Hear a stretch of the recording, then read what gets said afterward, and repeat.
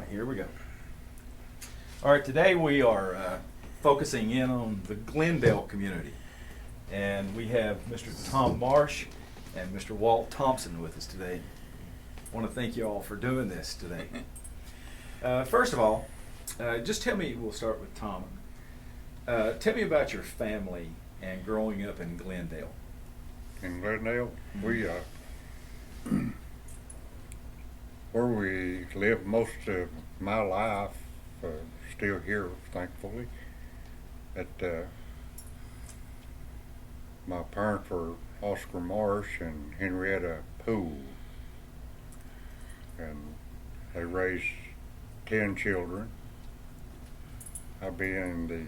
Me being the sixth or seventh, I don't know, I was a baby boy in the family. I had 3 sisters, and we were actually brought up very poor in at that period in time. Dad moved down there in right after the Depression in the 30s. He lived here in Greenback before then. Over here on the oh boy.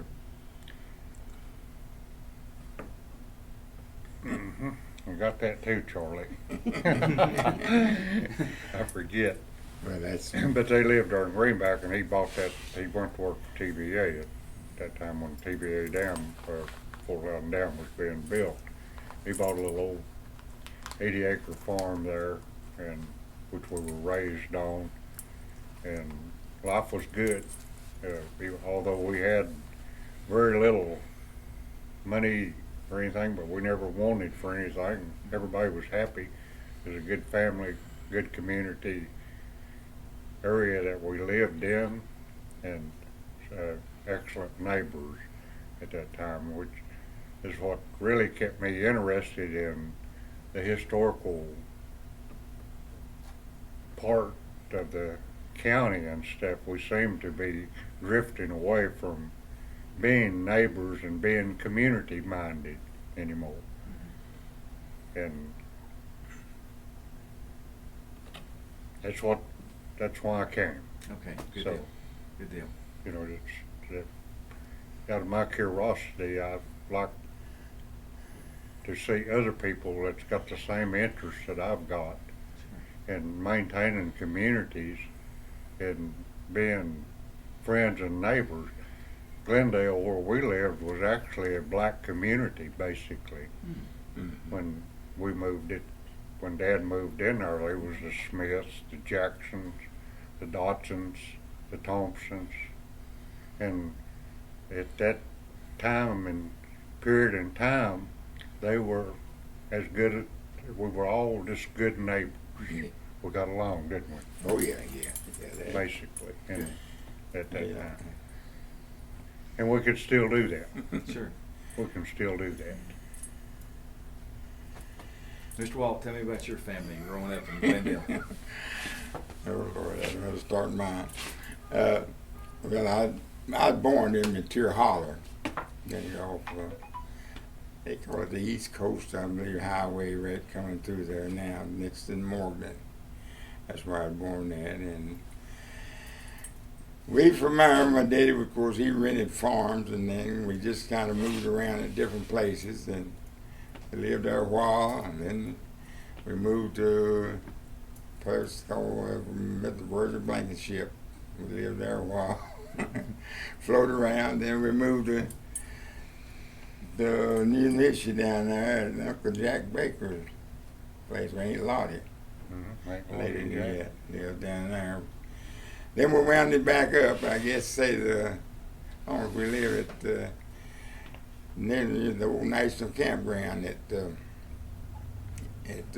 was R.L. Thompson farm.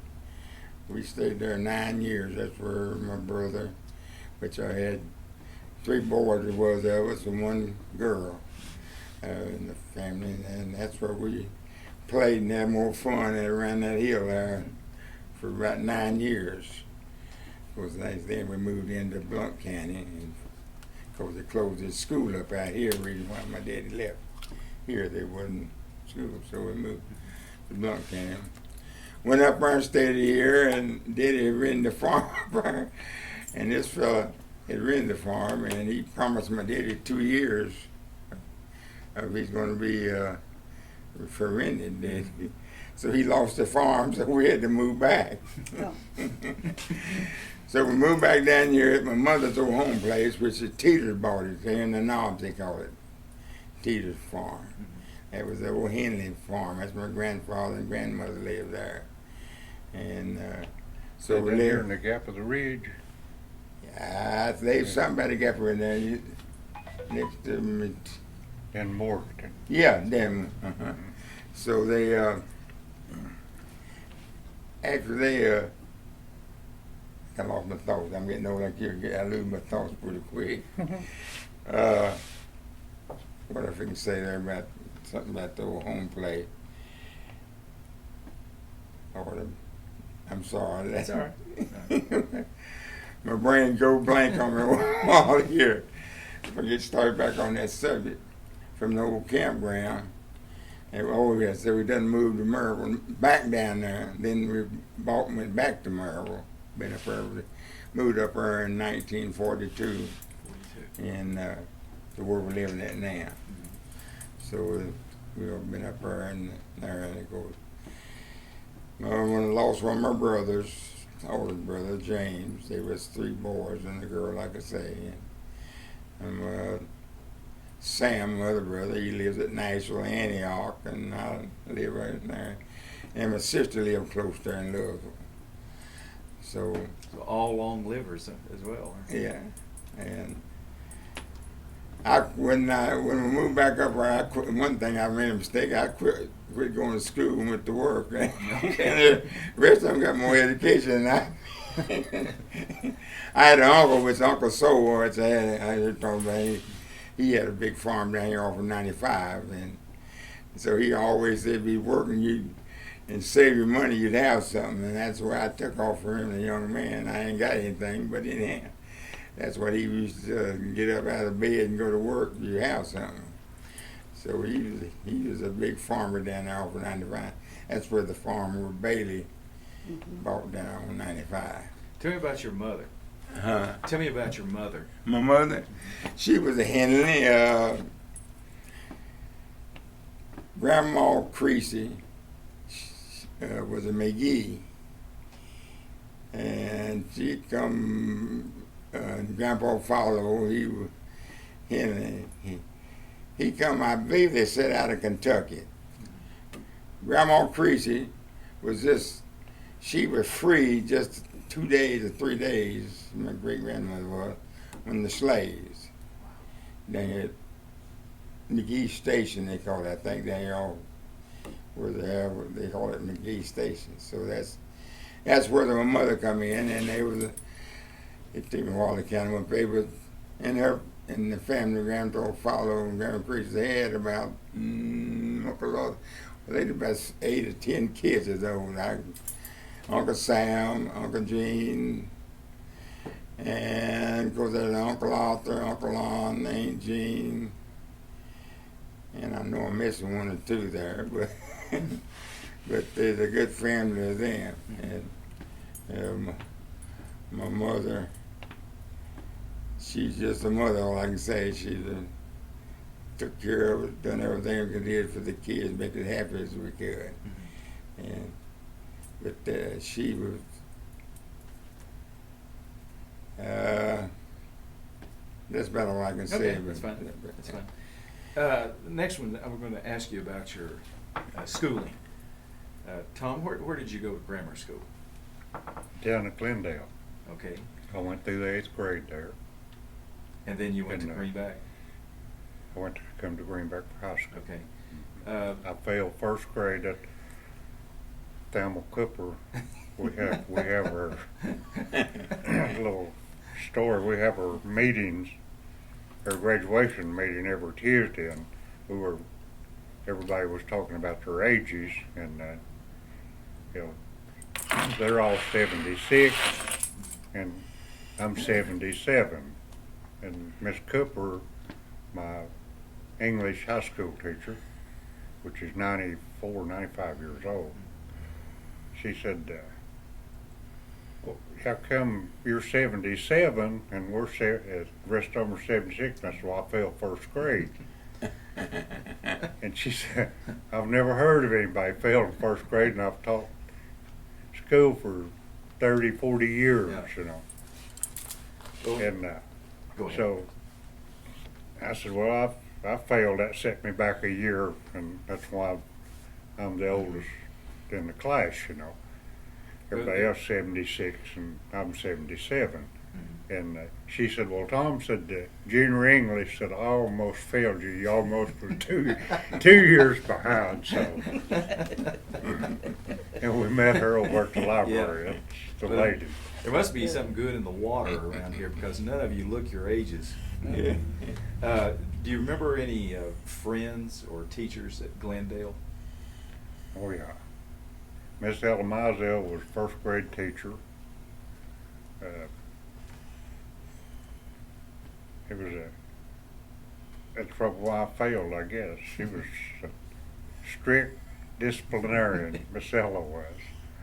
And Fleda Mae Jones, Mary Long, excuse me, was principal for a while, I think, and Harold Calder was principal there.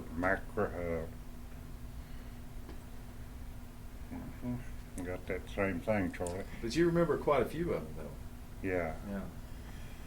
Yeah. Now you went to Craig's Chapel, correct? Yeah, there's a school out there. I started off when we lived at the old home place when we were just a little kid, and at the Pilly Hughes place. That's where I first started school. And that little school down there on the top of the hill, but the name is now Whipwell Holler now. Repeat that. It's what? Whipwell Holler. But I just tell you the truth. There used to be nothing but black people in there, and I'm just being true with the little school up there that I started out with. So I can remember different ones. When I started school, some of the bigger kids would grab me up. They want to get there. And grab me, someone throw me up, and I put my legs over, and they'd catch my feet, and you know how I see, and run to get to school. I can remember that. I can remember it real well. There was some of the neighbors there, the Earls, they would do that. The Jackson boys would pick me up. Just different boys. I can't think of all of them now, but they just grabbed me up and run to get to school to play at that little school down there at the end of the holler. It closed up. Then they started moving us to Greenback. And Guy Hammondtree got to haul us from, then pick us up right at the Alexander place. That's where a lot of us was, and carry us to the Craig Chapel. Okay. That's where we went up there. I hit this school out there. How many classrooms were at Craig's Chapel? Do you remember? Just one room, and all of them's in there, and it was just stacked full. The teacher would always take care of it, and she kept a big switch up in the over the and you know, they were just we had a good time in the little school, but they were just small. And we had Miss Day was the first teacher I can remember of, and then we had a Miss Wallace, A.M.R. Montgomery, Grace Lee. Well, she was distant. Well, she was kin to my daddy first, couldn't be my second. And she was the meanest teacher we had, and me and her couldn't get along. I got a lot of whooping with her. She was on the baker side, on my daddy's side there. So, but I can't think of any other teacher. And after they moved away, why then the school never went to going down. And graduation, there's older children, a few of them graduate from the 8th grade. My brother Sam, too, he graduated out there. He was older. And they was the Pride girls and Thompson children, they just different ones. They all graduated and finally got to school down. It was smaller like at the end there. So they finally just closed it up out there again and went to bus, and then that's when more or less the integration with the moving the children to the blacks and whites together. Yeah. So. How many classrooms were at Glendale when you went, Tom? How many children? How many classrooms? 4. 4. We doubled in first grade, second, Yeah. third, and fourth grade, and the fifth, I think, and the sixth and or the seventh and eighth grade was Okay. separate. Well, in the Glendale community, I suppose there weren't a lot of stores and a lot of different places you could go. So my question is, what did you do to have a good time?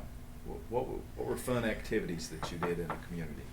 I wasn't a safe squirrel in the county, was I? If it, No, that- we'd run him down. You know. Well, that's where it was with us. See, I tell somebody I enjoy where we lived at down there. I don't know, cut you off, but on a Sunday we went to the little church. We come up here that. Well, me and my brothers, we had walked all these little roads. They gravel roads in. I said, man, be somebody come by with an A-mile and a T-mile, blow a little dust on us. But I don't know. We just young. Didn't this? Right now I think we're silly. I used to walk to this drugstore next door. I had to get up, got a money, get a nickel cone ice cream on Sunday evening, which it's about 4 or 5 miles, I guess, down there to where we lived at, maybe more. That was entertainment. It was Yeah, entertainment. yeah, we just had to get together. Some of the kids up here, the Marvin Black, Raymond Black, some of the hired boys, they'd be standing around this little John Best store, and we'd play a little bit. My daddy told us to get back there before dark, and we always made it back before dark. So we did. We had a little teasing when he got home with us because we didn't get back. That's good.